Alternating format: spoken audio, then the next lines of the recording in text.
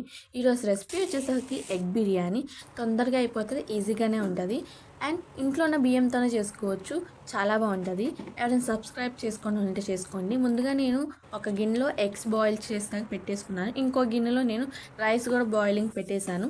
Boil అవుతున్న వాటర్లో నేను కొంచెం గీ వేసుకుని లెమన్ వేసుకుని ఇంకా నేను బిర్యానీ ఆకులు కూడా వేసుకొని బాయిల్ చేసుకుంటున్నాను. ఈ లోపల మనం బిర్యానీ ఇంగ్రీడియంట్స్ చక్కగా ఒక ప్లేట్లో తీసుకుని ఇంకా నేను బిర్యానీ కడాయి తీసుకుని దాంట్లో కొంచెం పెరుగు ఆయిల్ వేసుకుని కుదిరితే గీ కూడా వేసుకోండి.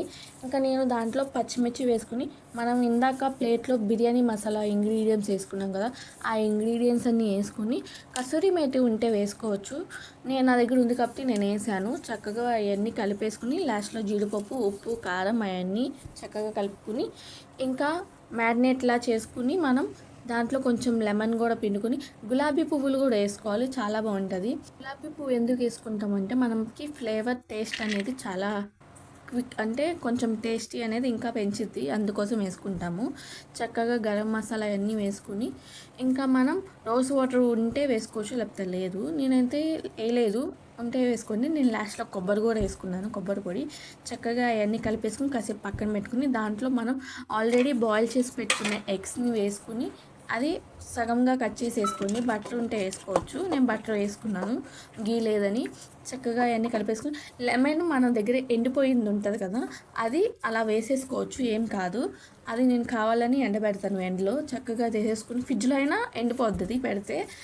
ఇంకా ఎగ్స్ కూడా వేసేసుకుని కాసేపు పొయ్యి మీద అలా పెట్టేసిన తర్వాత మనం రైస్ దమ్ముకి పెట్టాం కదా, ఆ రైస్ కూడా ఒక్కొక్క లేయర్ వేసుకున్న తర్వాత కొంచెం గీ ఉంటే వేసుకోండి. నేనైతే బటర్ వేసుకున్న తర్వాత ఇంకొక లేయర్ రైస్ వేసుకున్న తర్వాత గీ కంపల్సరీ వేసుకోండి, చాలా టేస్ట్ వస్తుంది.